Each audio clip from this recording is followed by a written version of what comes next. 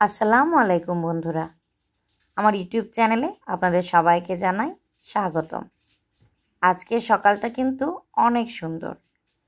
কিছুদিন আগেই আমার ভিডিওতে আমি আপনাদেরকে দেখিয়েছিলাম এই যে এই গাছটা কিন্তু ছেঁটে দিয়েছিলাম। 1 মাস হবে আমার গাছটা দেখেছেন, পাতায় পাতায় ভরে উঠেছে। আল্লাহ সৃষ্টির সব কিছুরই শুরু আছে যেমন, শেষও নিশ্চিত। সেরকমই প্রত্যেকটি জিনিসেরই শুরু এবং শেষ থাকে। গাছগুলো কিন্তু অসাধারণ লাগছে, আর কাঁঠাল গাছে বেশ কয়েকটি কাঁঠাল ধরেছে। তো কেমন আছেন সবাই? আশা করছি ভালো আছেন। আল্লাহর অশেষ রহমতে আমিও ভালো আছি, আলহামদুলিল্লাহ। আজকে বাড়ির ছাদে উঠেছি এবং আশেপাশের গাছগুলো খুব সুন্দর দেখাচ্ছিল, এজন্যই কিছুটা ভিডিও শ্যুট করে নিলাম। আমাদের ইসলাম ধর্মে 5টি স্তম্ভ আমরা মুসলিমরা সবাই জানি: কালিমা, নামাজ, রোজা, হজ এবং জাকাত। সবগুলোই কিন্তু আমাদের উপরে ফরজ করা হয়েছে।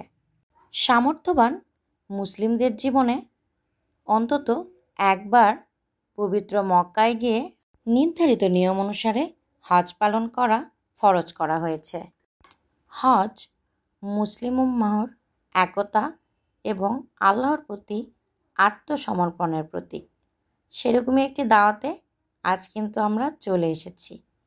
আজ আমার খালার বাসায় আমাদের দাওয়াত, কারণ সামনেই ওনারা পবিত্র হজ পালনের উদ্দেশ্যে সৌদি আরবে রওনা দেবেন।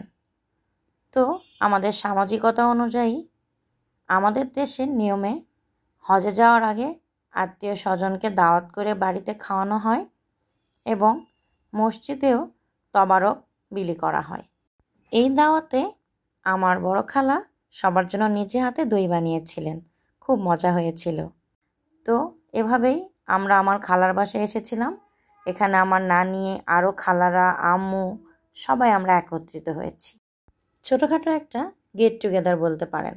দুপুরে সবাই খাওয়া দাওয়া করেছি, সকাল থেকেই দাওয়াত ছিল। আর রাতে দেশি মুরগি রান্না হয়েছে, সাথে ছিল ঘাঁটি ডিম পোচ। আমি তো খাবো এই পোলাও ডিম পোচ দিয়ে।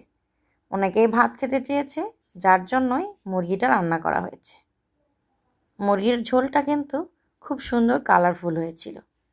ডিম পোচগুলো আমিই করেছি। আর বিরিয়ানির সঙ্গে সালাদ না থাকলে তো একদমই ভালো লাগে না আমার, যার জন্য শসাগুলোও কেটে নিয়েছি।